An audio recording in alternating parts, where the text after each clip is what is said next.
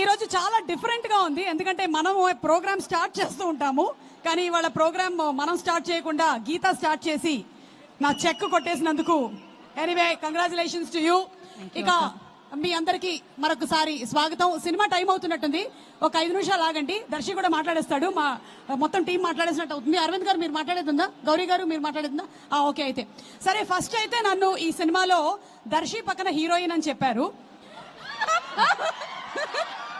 అయితే యాక్చువల్లీ నా age Darsi age కన్నా చిన్నగా ఉంది అని చెప్పి వద్దని చెప్పారు డైరెక్టర్. దాంతో ఆ తర్వాత మళ్ళీ మీకు ఏం క్యారెక్టర్ అంటే అప్పుడు ఇలా ఒక మంచి పవర్ఫుల్ కానిస్టేబుల్ అని చెప్పి తీసుకోవడం అయితే జరిగింది.